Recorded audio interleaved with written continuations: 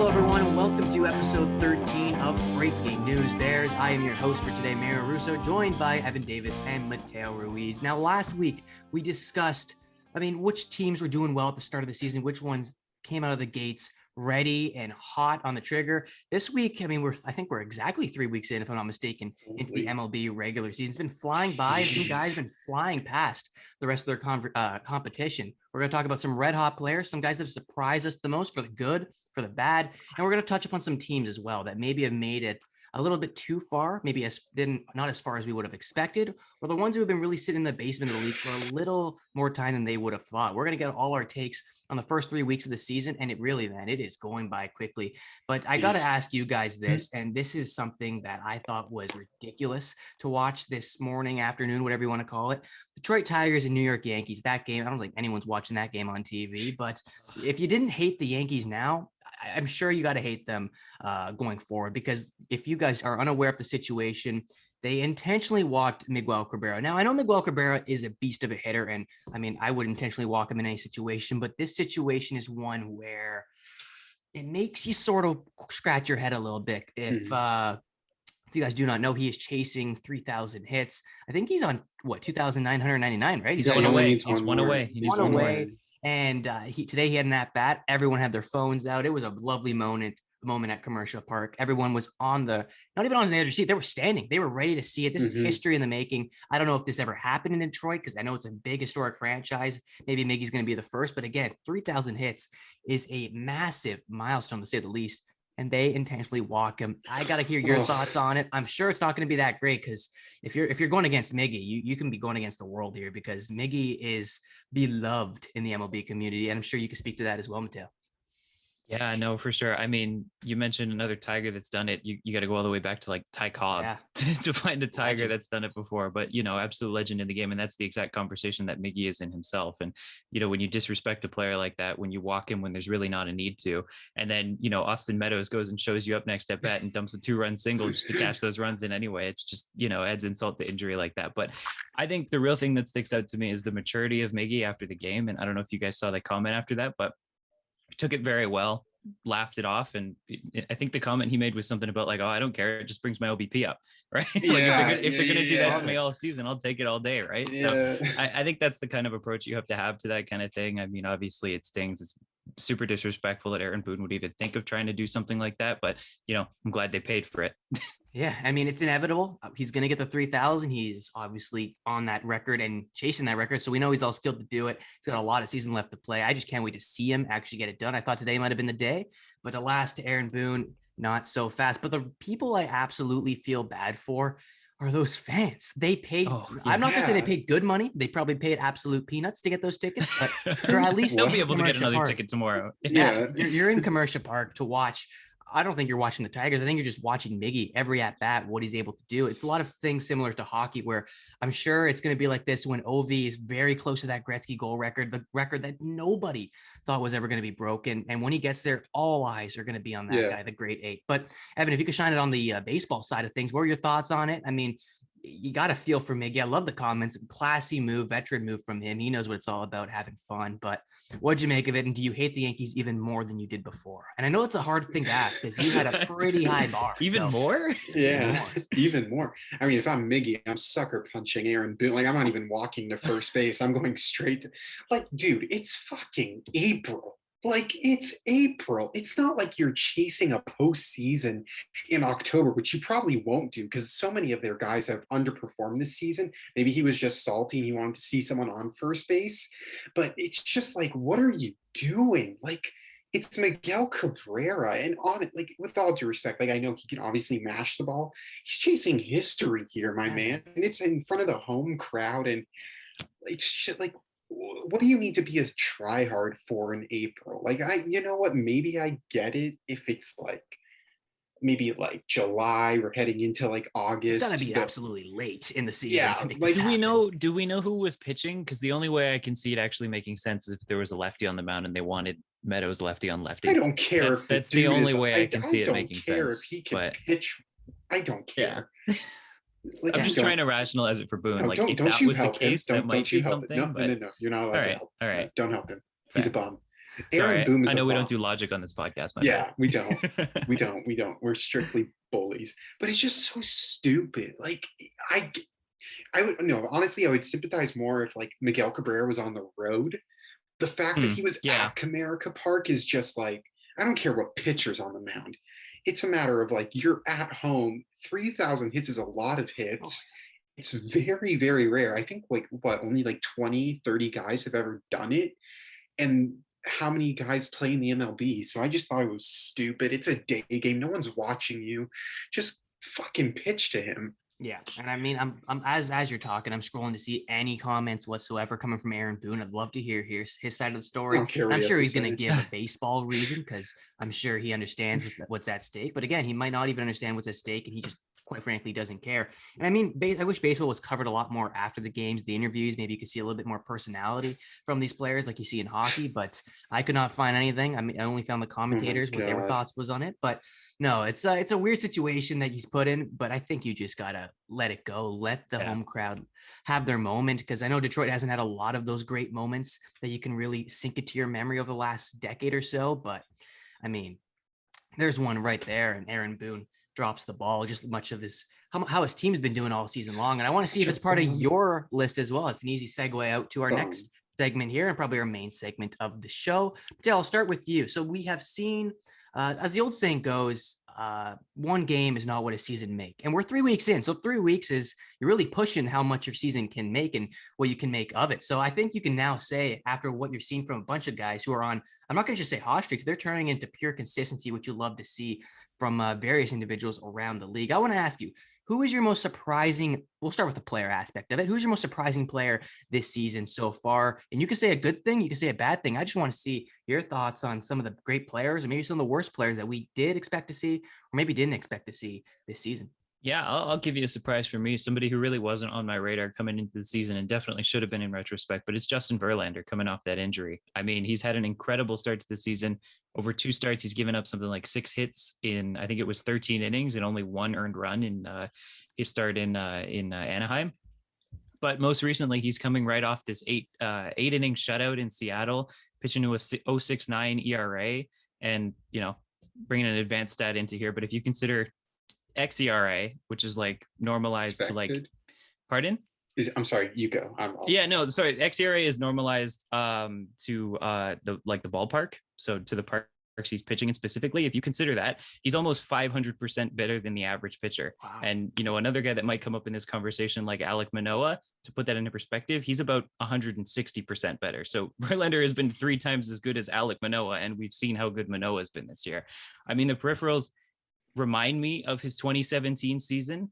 He's one of the leaders in strikeout rate, and he's had, a lot of success obviously this year, but a little bit of concern that he's being hit harder than usual. When he's right now, he's in the 38th percentile in exit velocity.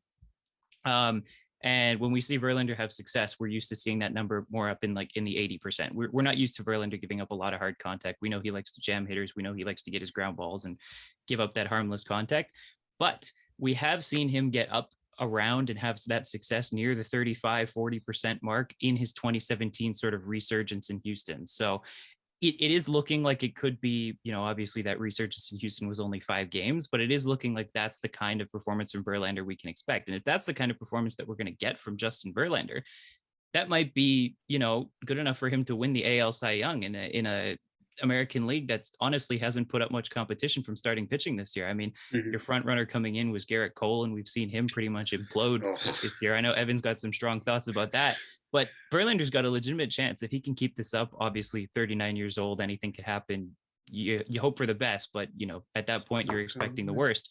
Verlander could have a legitimate shot to win the Cy Young Award. And I think that's, if that's not a surprise for a guy coming off a surgery at age 38, then what is, right? Verlander has had an incredible year, and I'm going to have my eyes on him definitely, as I think they take on Toronto next to see how he does in his next start. Yeah, and I mean, he's got everything stacked against him. He's 38. He's got just coming fresh off a Tommy John injury. And of course, I think he's playing with house money. He has nothing to prove. He's proven himself time and time again. I believe he's got a World Series under his belt. He won it with Houston, correct? Yeah. He was 17. He was slicing and dicing all on the mound. So he's got everything that you possibly need. I'm sure the Cy Youngs are probably up there too, if I'm not mistaken. Does he have that stuff in the hardware case? I believe he's got 3. I'll check that. Yeah, for you. I'm sure he's got a bunch. And regardless of how many he has, there's a number he's to got it. 2. He's got 2, my bad. Yep. Twice as nice. He's got a number to it. So he has nothing else to prove. He is playing with the exact house money. And I just can't wait to see what he can do. The one thing I'm curious as is to, and I don't know if you took a look at this while you were digging deep into Justin Verlander, but what are his numbers like velocity wise? I know age is going to be a big factor. He was never one to sort of tail off on the velocity, but I mean, the age is going to play a factor, and Tommy John surgery is obviously going to come into the mix. So I don't know, is his velocity drastically down, or is he just finding different ways and keeping it like he's always been throughout his career, finding ways to get guys out and using the entire field and just the straight angle that you got going towards the home plate? So we're looking at the fastball. It has dipped a little bit, but it's still 95 miles an hour. It's still above league average, which I think is around 94. But the real thing that you got to look at for Verlander is the spin rate. And we've seen, that's the whole reason that Houston was interested in him at the beginning, and the reason that they were willing to, take him in and try to, rebuild the Justin Verlander that we've seen in, the early 2010s. And that spin rate is still right there. That he's still got one of the fastest spin rates on that fastball in the major leagues. And, if that's the same for his breaking ball. Obviously, there's limited stats right now because he's only thrown so many pitches this year, but everything's looking like, even though the velocity's down, the spin rate's still up. And so Verlander can still be successful with those numbers as long as his fastball stays above league average, which it is right now. So a lot of good signs for Justin Verlander so far. And you have to mix in the personality with Justin Verlander as well. He's a student of the game.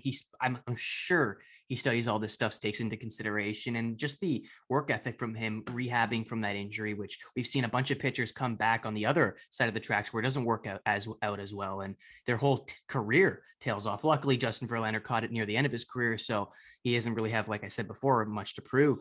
I'm just astonished to see what he does. Definitely a candidate for the American League Cy Young, but I'm going to flip to the NL West here just very quickly. And another pitcher who is in a similar realm, a little bit younger than Justin Verlander is, but Clayton Kershaw. And I hope I didn't steal any thunder from you, Evan, but we have to shine a light on Clayton Kershaw here. 2 starts, and let's take this in. This guy was on the brink of being traded for injury concerns. We didn't know if he was going to stay healthy. The durability was always going to be a concern with this guy as he ramps up in age and he puts more miles on him. But look, 2 games started. I know it's a small sample size, but this guy's been dicing it up on the mound. 20 Ks, 4 earned runs, 300 or 3 ERA, and a .50 whip. I mean, those numbers speak for themselves. I don't really got to dig into them any further, but I know it's not that many starts, but he's showing that he can still play. I wanted to get your thoughts, Mateo, and even you, Evan, because you watched the game a lot more than myself. But the stats speak for themselves. I mean, 2-0 for a guy from Clayton Kershaw who has the pedigree, has the ring, has just about everything he needs under his belt, similar to Justin Verlander, and he's just playing and getting the result from it. I'm really happy to see what he can do. That's why I wore my Dodger blue today. But can you maybe shine a light on Clayton Kershaw and his success on the mound? I mean, and the whole reason that he's the starter is because his arm wasn't ready to be shocked to see that Tony Gonsolin was going to be the second starter like during that opening day series. But my God, Clayton Kershaw, that slider is fucking filthy. I mean, I watched like the game against Minnesota when he had the 8 perfect innings, or was it 7 perfect? I believe it was 7 perfect innings. Yeah. 7 perfect innings. And his first batter is Byron Buxton and gets him golfing on a slider. And it's just the movement of the pitch. It looks like he's back to his normal self. I'm going to knock on wood because, obviously anything can happen to any pitcher regardless of age. But, looking back on it, I think it was just kind of smart for Dave Roberts to take Kershaw out, as much as, personal accomplishments matter. I think it also speaks to Clayton Kershaw, the fact that like, look, I'm trying to win another World Series. And I understand that perfect games are like a 0.1% chance of happening, but winning a World Series, like you're cemented with your teammates and as opposed to just being cemented by yourself. And they were still able to get the win. So, no harm in that. That's all that really matters, is that the team wins. But no, you snaked. I was going to take another Dodger pitcher. So now I got to think of a different option here, but I'll come back to you if you want to take a breather on it, but I just want to quickly mention, and Mateo, maybe you could speak a light to this as well. We're seeing a lot of the older pitchers. Maybe it's just the veteran touch. They know how to handle it in May. They know how to handle it in April, in the early months of the season. They know what they got to do to get ready in not a shortened spring training rather, but heading into the season. They know what they got to do. They get their bodies ready. They understand all their mechanics, all their movements. They've been in this show and dance before. They've done it all before. What can you speak of the success we're seeing from the veteran pitchers, the guys who are older in age, above 35, or in the mix between 32 and the later 30s? Like, is there any correlation with what's going on with these guys, or is it just pure consistency from this elite group of individuals who have proven just about everything throughout their career thus far? I think you kind of hit it on your nose, honestly. I think when we're looking at these pitchers, especially the older pitchers, they are part of a different generation of baseball players. And, not only did they not have access to all this sort of technology and information when they were coming up in the league, but they also had more expected of them. When guys like Verlander and guys like Kershaw were in the minor leagues, they were being built up to throw 200 innings a year. They were being built up to have the stamina to throw complete games. And that's just not happening in today's game. And we saw Gausman, everybody was making a big deal of him going 8 innings, almost getting a complete game today. Crazy efficient game, but there's not many pitchers that can do that on a high pitch count. And these guys like Verlanders and your Kershaws and your Greinke's, who's also doing pretty well this season, have all been brought up in an era where a starting pitcher was expected to be a workhorse and was expected to be very good over a stretch of 7 innings instead of dominant over a stretch of 5 innings. And I think that's a testament to what you're seeing this year is pitchers that had to get it ramped up in a shorter period are better off and are more seasoned with less conditioning, because these guys have been built. That's the way their arms are conditioned. That's the way their bodies are programmed. Whereas these younger pitchers, they take a little more time to get warmed up. They take a little more time to get into the game. We've seen everybody's afraid to break 80 pitches on their young pitchers now. It seems to be like the main talking point of every team in Major League Baseball right now, how, every pitcher's gradually working past that 80 point, and then they're getting to that 90 point, and then they're getting to that 100 point. Whereas these guys, they've been doing it their whole lives. This is nothing different for them. And I think, you're really seeing an advantage to the older pitcher because their bodies are engineered differently. Their training regimens are different. And that's, the conditions they thrive in. Yeah. And I mean, it goes to this is what I've noticed from the difference between then and now, the pitchers coming up and the pitchers who have already been here before. It was before the mindset coming up was, how far can you push it? How far can we get you? How much use can we get out of this pitcher? Now it's how easy and how efficient can you cut through the lineup? How fast can you throw? What pitches can you throw? How can you mix it up? Velocity is just about the most important thing in the minors coming up. So it's a different breed of pitchers that we're seeing. And I'm really happy to see that these guys are showing to the younger guys, listen, you guys can blow fastballs over everyone. You guys can bring in your nasty sliders, but we got old tricks up our sleeve and we're not afraid to use them. We're seeing that get on full stage now in the first 3 weeks of the season. Evan, I'm going to turn it back over to you. Did a player pop up in your mind at all that has surprised you the most? I know there's a lot to pick from, but I'm going to turn it over to you. Say your thoughts. Yeah, you know what? I think I'm going to stick with it, and then I'll say another one just because I already had it in thought. But I'm going to stick with the Dodgers. I'm going to go Tony Gonsolin, who I think has just been an absolute workhorse. Last game versus Atlanta, pitched 5 no-hit innings, then got it broken up. But just absolutely dominating. He's given up 1 earned run over 13 innings. Definitely more of a setup guy. But yesterday, when he's just dealing, you can see the potential there, and he's still so young. And I think just to be able to have the luxury of having a guy like Tony Gonsolin, who can be a setup man for 4, but then can also extend you to 6 2/3 or even 7 innings for that matter, I think was just great. Definitely a lot better. I remember just in the postseason in 2020 specifically, I did not want him on the mound. I did not trust him. And it was so bad when he was on the mound. It was just very leaky, giving up runs. And he's really started to develop in that Dodgers system. And then I guess the other one, no surprise here, but I just want to give credit where credit's due, is Jose Ramirez. This dude's been an absolute workhorse to begin the season, definitely earning that money, making it look like a steal of a contract. If that guy isn't getting paid at least $300 million, I think anything less than that is a steal. And we're batting like 428, I think it was when I checked, 4 home runs, like 20 RBIs. he's just been really, really good. And they just swept the Chicago White Sox in a huge series. And I just got a notification on my phone saying that the Guardians now have the best run differential in the American League. And a huge testament to that is because of Jose Ramirez's bat. So I'll go with those two as my not surprise, one surprise, and then one like let's just give the shining light to Jose Ramirez. Yeah, I mean, they are banging the Jose Ramirez. I mean, we've known what this guy can do. This is nothing new.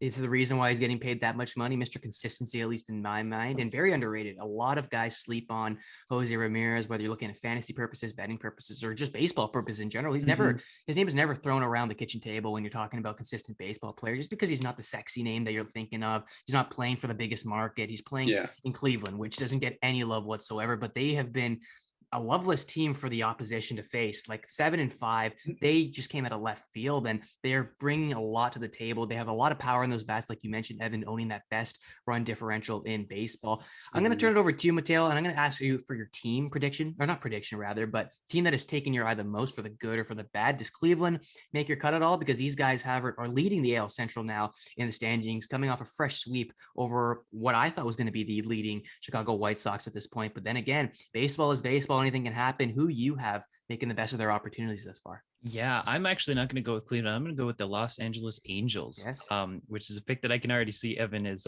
disgusted with. Well, he is not an Angels fan, to say the least. He is. Yeah, that's on the podcast. It's labeled 8-5 record. I mean, they're leading the American League West right now, but you look at the stats on the surface level, and you don't expect this team to be as good as they have been. I mean, a team average of 206, and their ERA isn't great either. I think it's second last in the American League, if I'm not mistaken, the last time I checked. And so you're looking at these stats and you're like, where is the success of this team coming from? And, despite the ERA, it's coming from the pitching. And I think that the number that really gives it, a little bit of emphasis is when you look at the WHIP.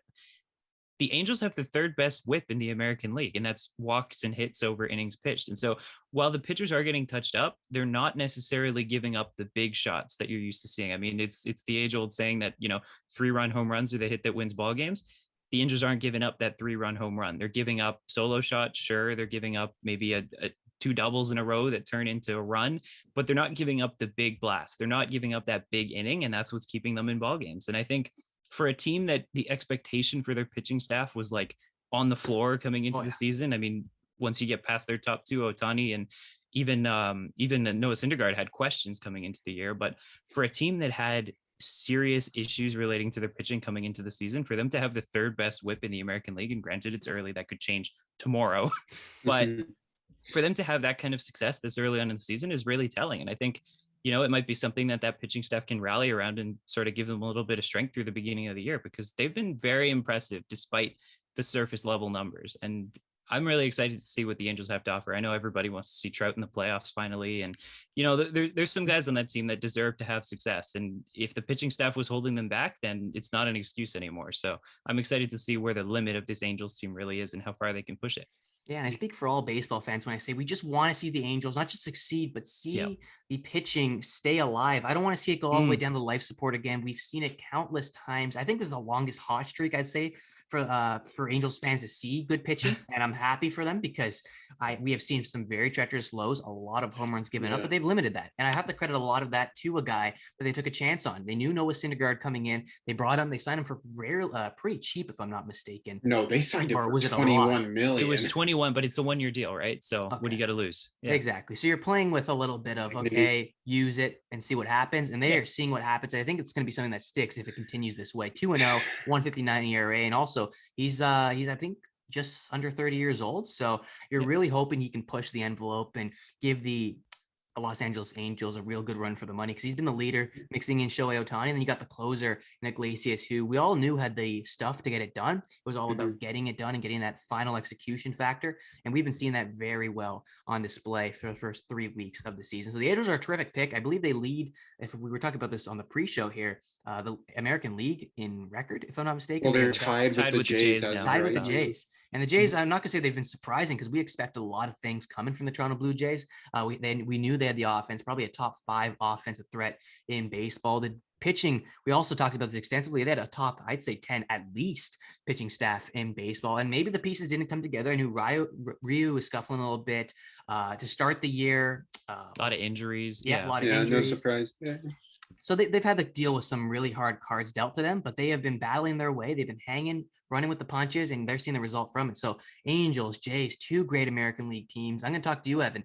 Do you dip your toe into the National League, your bread and butter there, or are you going to stick with the American League, which, I don't know, is that the most dominant league in baseball? Yeah. We're going to have to ask the question at some point this year, but give me your NL pick or AL pick, whichever one.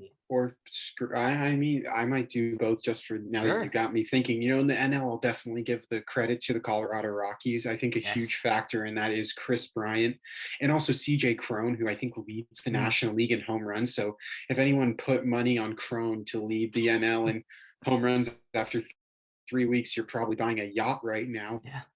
But I think just having Chris Bryant in that locker room, and also just someone who, I mean, I hate to say it, but someone who's relevant. Like, I understand Charlie Blackmon, all-star, but he's definitely dipping towards the end of his career. He'll have moments here and there during the regular season, but I think it's fair to say that he's not consistent in the regular season. And then in terms of the American League, and I'll say the Rockies, I think are like 8-3 or something like that. 8-4, I believe. Something like 8-4. Yeah. Mm-hmm. So I think everyone kind of expected it to be almost reversed, them being 4-8. But, I mean, they took 2 of 3 against LA, and I was like, oh my God, like, I don't know who, and Connor Joe, Mateo made that guy up. Never heard of him. He probably created him. I definitely did. Like Road to the Show or some shit. I don't know. And then in the American League, I'm going to go with the Houston Astros. I think it's very evident that they're missing Carlos Correa. I think, I mean, didn't they just lost the series to the Angels, if I'm not mistaken? And they got absolutely smoked by Shohei Ohtani, both offensively and pitching. I understand Shohei's great, but I mean, like, they could not buy a hit. Like, they kept under swinging on his slider. It was just not good. And I mean, it's a big bat and defense that you're missing in Carlos Correa. And I don't know, like, I don't know what to really think of this team. I don't know if they'll win the division, but if they do win the division, I gotta think it's like it comes down to the wire end of the week, because I mean, they're also dealing with injuries with Ryan Presley, but they're not even getting to that point where they need him to close a game. So I can't really say like the injury really has anything to do with him, but I'm sorry, the lack of success has anything to do with him. But no, definitely underwhelming to start the season, and I love it as a Dodger fan. I love preying on the downfall of the Houston Astros. Oh, we all do. And the Yankees, like I mentioned off the top of the show, could be possibly in that mix, or they already have been in that mix. And I want to just talk about very briefly the Colorado Rockies team. And I think we can all agree here is a terrific start from Colorado. I don't even know if I want to ask a question. I think it's lightning in a bottle for these guys, and they are really soaking it in. I'm happy for them. They've been through a lot of down years. They've been an irrelevant franchise, to say the least, for the last, I'd say, 5 to 10 years. There's nothing been going on down in Colorado, but they're seeing some success, which is nice. Give me a quick answer. I think it's going to be extremely quick here. Do you see success like this lasting till mid-May? Mattel, I'll go with you. I don't. I mean, the Padres and the Giants are two better composed teams, and they're, trailing like half a game behind them right now in the division. I mean, even if the Rockies do have a great season, it still might not be enough to get them into the playoffs with the amount of talent that's in the NL West. And I know we've seen those teams underperform in the past, and I myself am not particularly high on the Giants, but I'm open to be proven wrong. But the Rockies are not high on my list of teams that are going to be able to keep this sustained just because of the competition that they're going to have to face on a daily basis. Yeah, I mean, Colorado fans enjoy it. It's not going to be here long, but hey, is there silver lining anywhere near that you're seeing in Colorado, Mateo? Connor Joe, he has been the guy who is, I'd say, possibly been leading the way. They got Randall Grichuk making star-studded catches, which we all know he is capable of doing, but now he's putting it in the shortest porch that is the Coors Field. But is there any silver linings that you've seen that says, okay, Colorado Rockies fans, I know it's not going to be this year and it's not going to be for quite a while, but you got a little bit of piece together in the first part of the year. Maybe you went to go prove that. Do you see any guys that have maybe stood out to you the most besides your boy Connor Joe, or is it strictly this guy and he's taking care of business with CJ Cron? I mean, I think the silver lining here is the fact that the players, there's a lot of buy-in on these players, and it's a team that very easily you could have walked in on opening day and it could have been a defeated team. It could have been a team that's completely given up. It could have been a team full of Tommy Phams who have said that they're going to play only for stats. I don't know if you guys saw that, but Tommy Pham on the Reds, God. he's like, God. I don't even care like how 1 for 30. I don't even care how this team is going to do this year. I'm just playing to get my numbers up. And he went like 1 for 29. Yes. So you could have had a team full of maybe in Tommy Korea Phams. he was talking about. you could have had a team full of players like that. But I think a silver lining is the fact that you've had this early success, is that you've had the buy-in from a lot of these players. I mean, Freeland is a guy who's done very well to start the year, and your young infield has been exceptional so far. And you add a guy like Chris Bryant in there, it makes you feel as a player like your team hasn't given up hope on you, and these players are rewarding their front office for investing in them, I guess. And that's what you want to see, is players that aren't going to give up, that even though the odds are stacked against them, they're going to keep fighting every game. And credit to the Rockies, they've done a great job of doing that so far. And the guys that are surrounded in that organization, whether they're coming up or they're with the team now, they're looking at a guy like Chris Bryant. Now, you mentioned that he's been a leading force for the Colorado Rockies this season. I don't got his numbers in front of me, but I know he got a big number handed to him with paychecks earlier in the season. That's how he made his way to Colorado through free agency. And I mean, if you're seeing a guy like that buy into the system, he's not really giving up on this team, and he is putting on all his effort because he's getting paid all that money. If you're seeing a guy who is probably one of the richer players in MLB right now, he's making all that money, and you got other guys on the roster where they're not as fortunate. They haven't made their money yet. They haven't been able to cash in. They're saying, okay, if this guy's buying in, why don't I? And I think it's just a group effort here with the Colorado Rockies, where you're saying everybody is working. Everybody has a goal in mind, just to play as well as they can. They have no expectations from them whatsoever. So whatever they do up to this point, I think they've already surpassed expectations for the early part of the season. So whatever they do is strictly a bonus. But great to see this team going well, firing on a couple of all cylinders. But I want to talk about this one player. Evan, you mentioned it, Carlos Correa.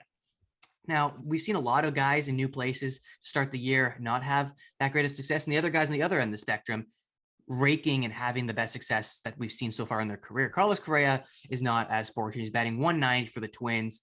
He's played 11 games, and I mean, 1 home run to his name. Now, we know the power behind Carlos Correa's bat, and of course the power within his arm too. He brings it to both aspects of the field. I'm going to talk to you, Mateo, a little bit. What are you making of Carlos Correa? Is it just the ugly start of the season? He's a slumpy player. Maybe he's not the guy who gets it going until the weather warms up, and he's not like in Minnesota, because I know it's cold down there. It's not too far off from where we are here, but I don't know. What do you make of his slow start? Is it something we're going to see? Maybe Minnesota wasn't the right destination for this kid, but what do you make of his play thus far, or lack thereof, rather? Yeah, I'm not too nervous about Correa. I mean, he's one of the best shortstops in the league, if not the best shortstop in the league. So I have no doubt that he'll figure it out. I think an interesting thing that came up at the beginning of the year was there was a little bit of, I don't want to say conflict, but there was a little bit of uncertainty as to whose team it was between him and Byron Buxton. And, they kind of pushed it behind closed doors and they didn't really discuss it. And then Correa comes out in the media and he says afterwards, it's Byron's team. I'm not trying to step on anybody's toes. So, I'm speculating a little bit here, but I'm wondering if that sort of level of comfort, if Correa is used to being like this voice in the locker room, because he, came up with that Astros team with that young core in Houston. And in the same way that the Jays have built their team now, he's been one of the voices in that locker room for his entire career, and now he's walking into a new place where there are other more established voices in the locker room that aren't necessarily better than him, but have a little bit more respect in the organization. And so for me, I'm wondering if maybe it's just that situation, that unfamiliarity of not being the guy in the locker room anymore, even though he still is the guy on the field, if that's sort of affecting him mentally and sort of affecting his play, if he's trying to, you can't hit a baseball and think at the same time, is what they say. It's the old Yogi Berra quote. And if he's constantly worried about trying to earn the respect of his teammates and his coaching staff and the fan base, he's going to suffer offensively. But all he needs is a few hits just to break out of the slump, and I think he'll be perfectly fine. I'm not worried about a guy with the talent level of Carlos Correa. Yeah, I mean, I know the guy up to my left of my screen is absolutely loving seeing the drought that Carlos Correa is in. I'm going to talk to you in a bit, Evan, but I mean, we all know Carlos Correa to be a guy of a showman, some may describe. He's the guy who he wants the spotlight on him, and when it's there, he comes through in the clutch. And he's known for those big moments, playoff moments, game-breaking moments. He's the guy that you want in the batter's box in just about any situation. And I know it's going to come. It's going to be a weird situation for him. I didn't expect to see this from a guy like Carlos Correa. I know he loves the spotlight. I didn't think he'd be the one that maybe wanted to try and steal it from some other players. And it's not admitted, obviously. This is all hypotheticals. We're just spitballing here. But if that is true and he did want to maybe try to make a run for him being the sole proprietor of this team rather than Byron Buxton, who's been through these tough times, the good, the bad, and the ugly, who's been also having a terrific start to the season. It's going to be interesting. I really think he's going to be trying to see He was the leader off the field and on the field. He was a sexy name in Houston. I think he's got to lead by example and go forward with that. Evan, I want to ask you about Carlos Correa.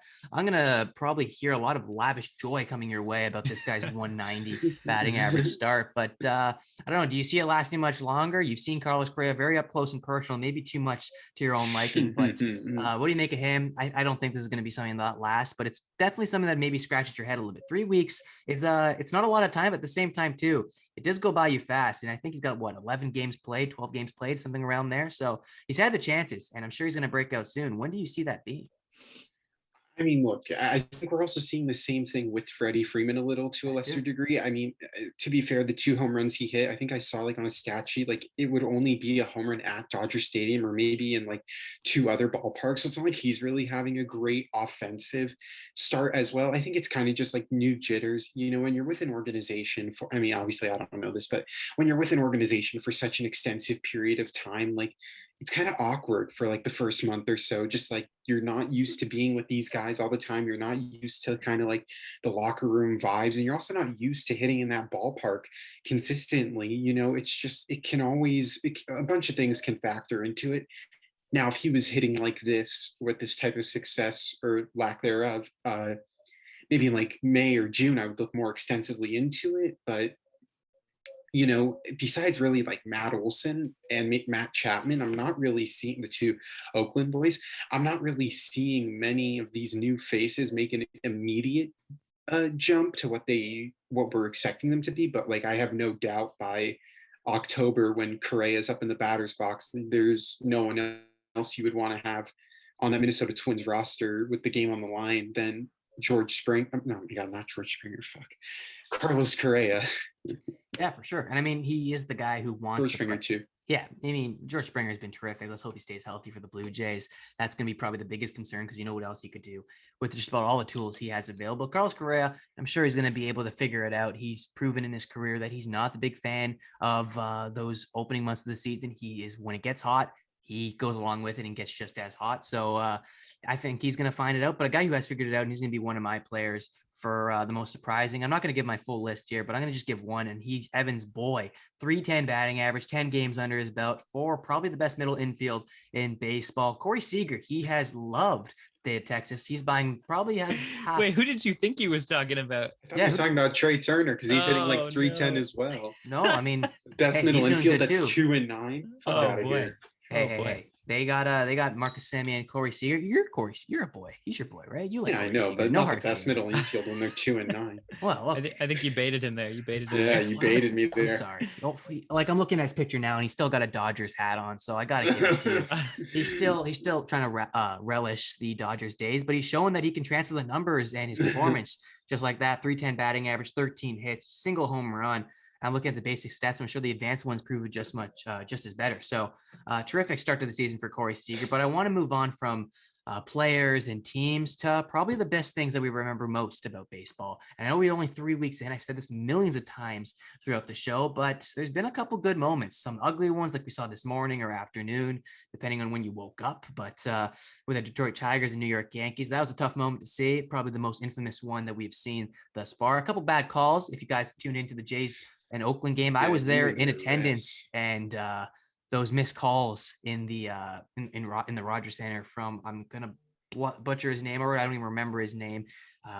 Calling that doesn't one. matter. Doesn't matter. Terrible performance from him. So there's a lot of bad memories, but I want to ask you guys this: what is your favorite memory that we've seen from the MLB so far this season? We got 3 weeks under our belt. Mateo, I'll start with you. What have you loved to see from the game so far this season?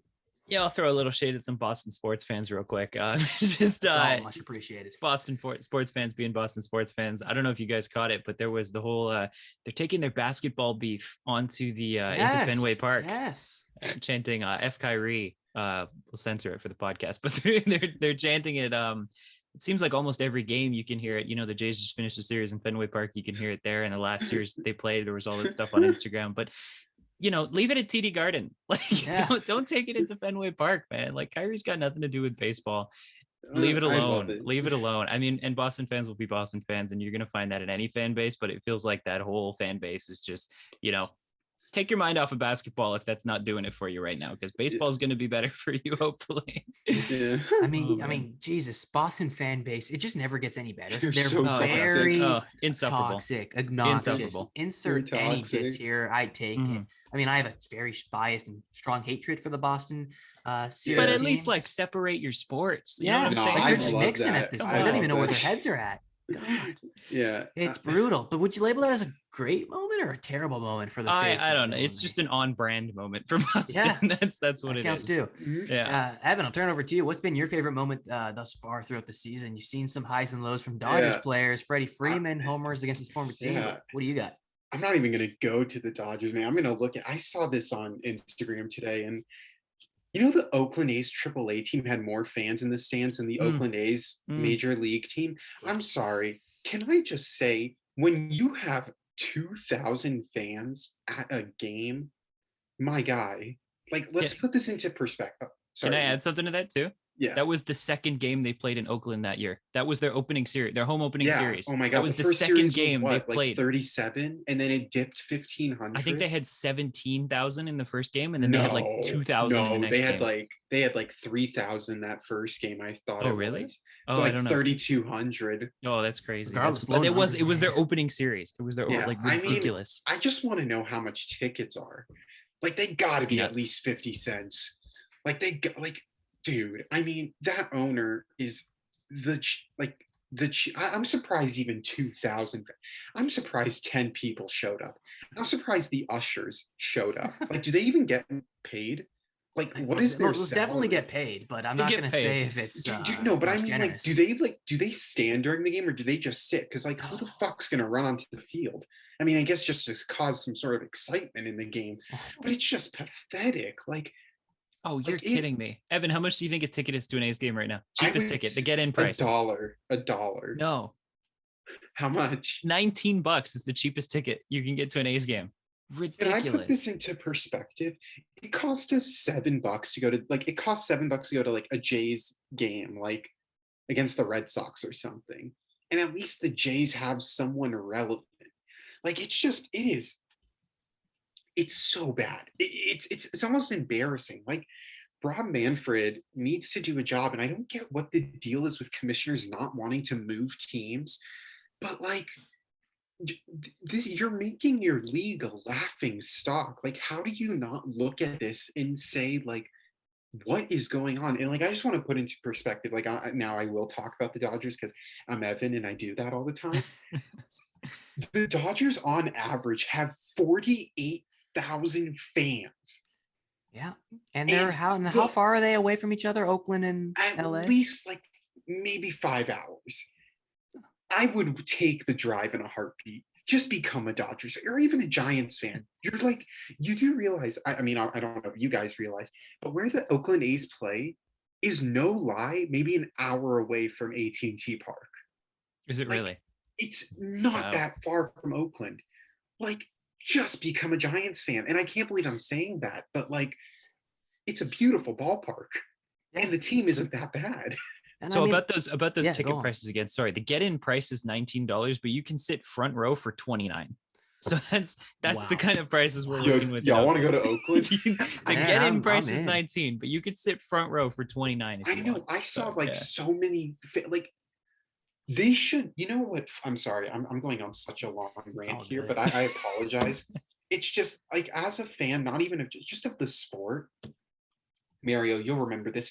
Remember when Florida Panthers had no fans and they were willing to sell the owner's suite?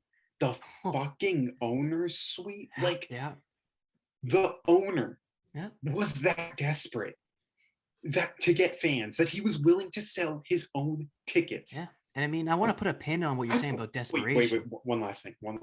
They should allow the fans to sit in the fucking dugout. At least make it somewhat worth their while. And maybe you might do a better job than whoever the hell the coach is of that team. But at least give them a piece of gum or something to make their... The fact that they're even paying $1. No, I'm in the robbery. I'm in Someone the same should put that guy in jail. Put him in jail.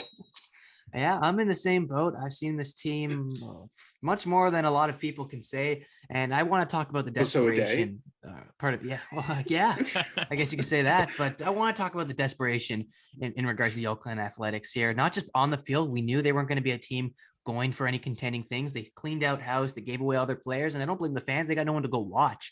But I want to ask you guys this, and let's have a little bit of a serious conversation to end off the show. And I hate to end it off on a bad note, but in regards to the MLB and how they handled the Oakland Athletics, we've seen a lot of dominoes fall, not their way at all, quite frankly. They see a team on the other side of the bay in the San Francisco Giants doing crazy numbers in attendance, in revenue coming their way, getting their team to succeed. Same market, but just I think it's like 30, 45 minutes away from each other. And it's a huge difference in what you see from these two teams, how they deal their business. And I do want to ask you guys what your thoughts are on that. How do you see the MLB tackling this situation? Because I know I don't think in my life I've seen teams either get added to the league, moved around, or I've seen name changes, obviously, but that's just as far as the MLB would go to change things up in the major league. So what do you see as the future of the Oakland Athletics? Is this just a thing of they're just a bad team, no one wants to watch them, or is this a long-going effect that we've seen out of Oakland, or probably the worser Bay Area team that we've seen over the last decade or so? We know that Oakland is incapable of putting up numbers. We know they're incapable of keeping players. They're incapable of just about everything, including bringing fans or attracting fans to the stadium. Mateo, what do you see the future holding with the Oakland Athletics organization? Because it's getting a little concerning now. You're telling me you have a home opener and only have 4,000 or something around their fans, and you're selling front row tickets for $19 US. Like, it baffles my mind. What do you see coming out of this group? Because it's not looking too pretty right now.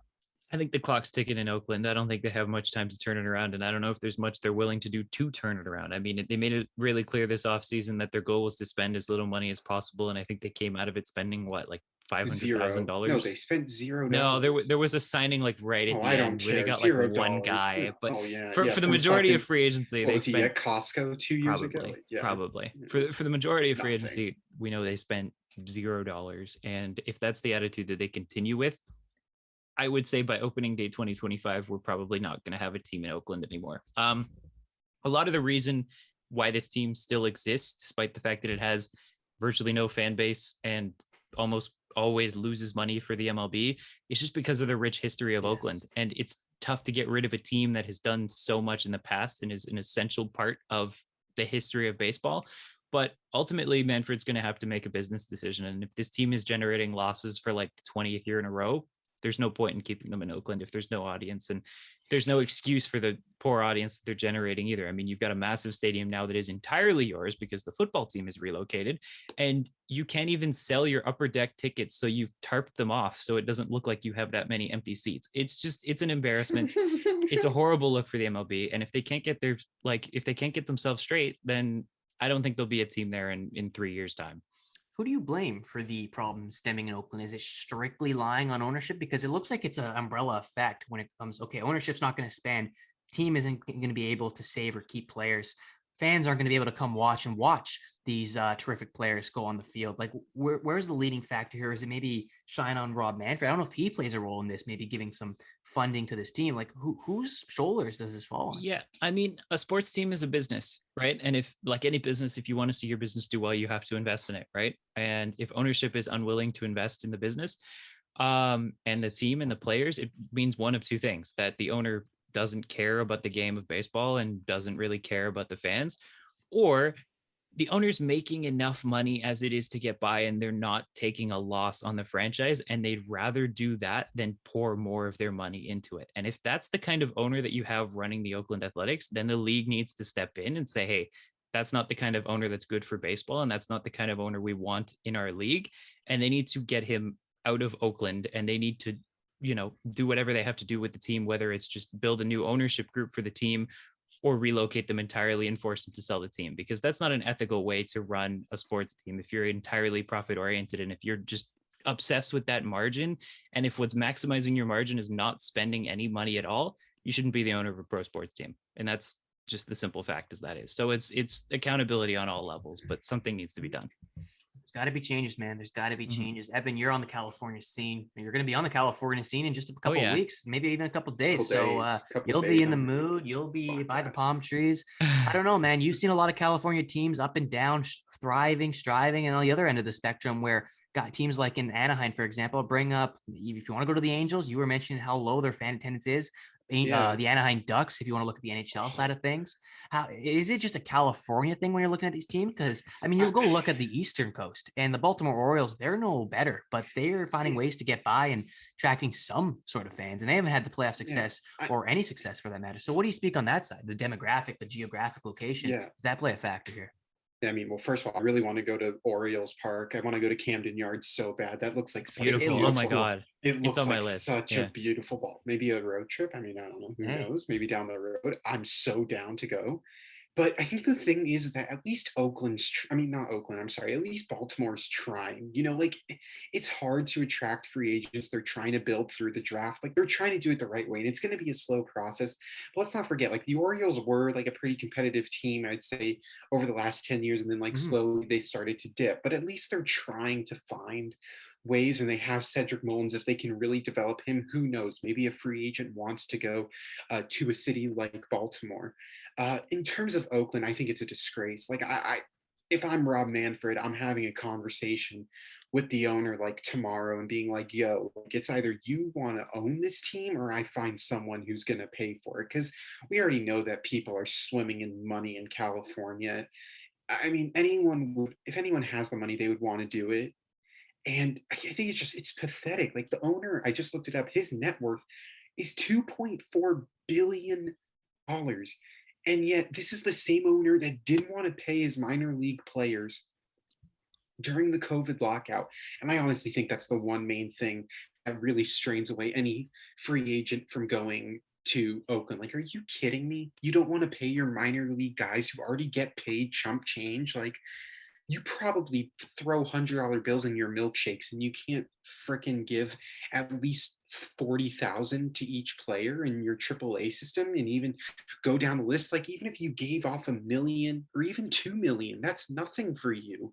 Like, I don't see the huge issue in like paying your players, and to just throw away what you had in a great middle infield in Matt Chapman and Matt Olson, and then throwing away Sean Manaea. And my God, I hope Frankie Montas goes to any other team. Like, for God's sakes, what are you doing with him?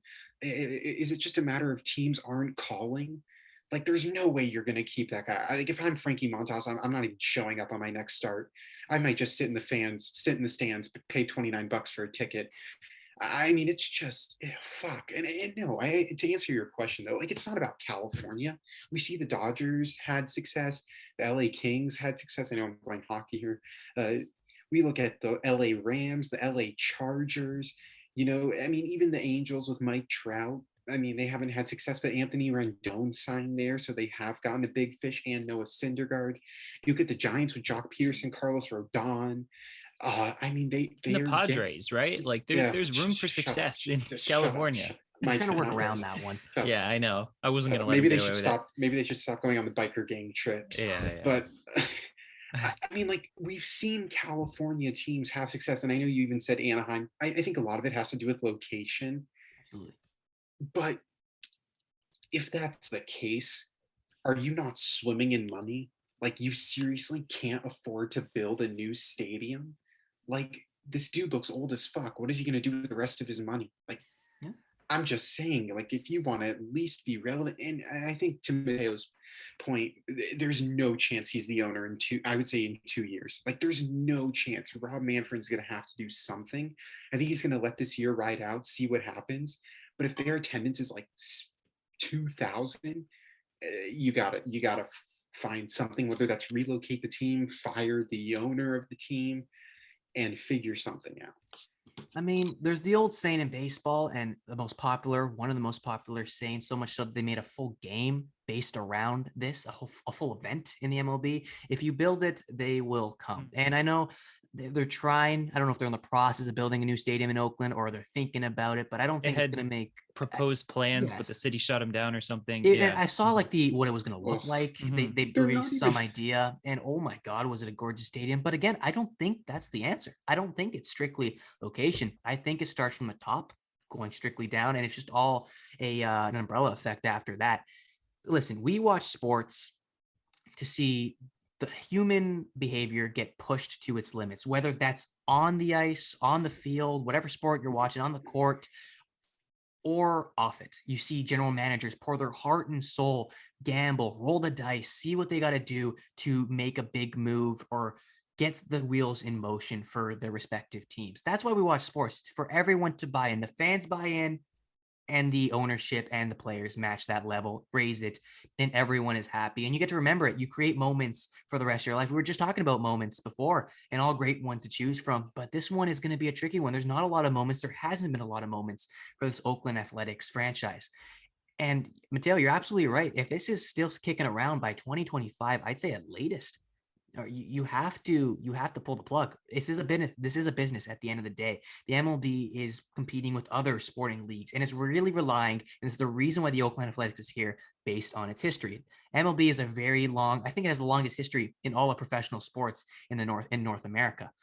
They are prestigious. They have expectations to live up to, and they can't afford to have teams like this holding themselves down strictly because they are a historic franchise. In most sports, if you're historic, you have a really big lineage, a long lineage of winning success. And that influences what you're going to do now. Look at teams like the Montreal Canadiens, the Toronto Maple Leafs. I know they haven't had recent, but you go way back. These teams have seen it before. They know what winning feels like. They know what it brings to a city, to a culture, and they transfer it. The Oakland Athletics are not on the same boat. They're not on the same page, unfortunately.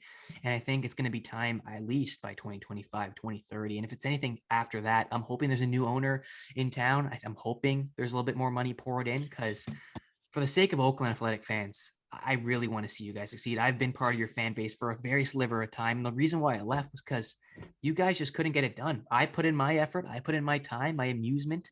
You guys just couldn't return the favor. That's the thing. It's a one-way street with the Oakland Athletics, an unsustainable one, to say the least. But I think we're going to wrap it up there. I think we've had a terrific episode of Breaking News Bears, one that we're analyzing the 3-week mark of the season. We're going to be analyzing just about every weekly mark in the regular season, so don't you worry. There's going to be a lot of better moments ahead. Hopefully, the Oakland Athletics are going to be part of that situation. We have our fingers crossed for this franchise to finally find their way and figure it out. But yeah, that concludes episode 12 of Breaking News Bears. I thank you guys for tuning in. Again, I am the host, Mario Russo, Mateo Ruiz, Evan Davis. We will see you next week for a new episode of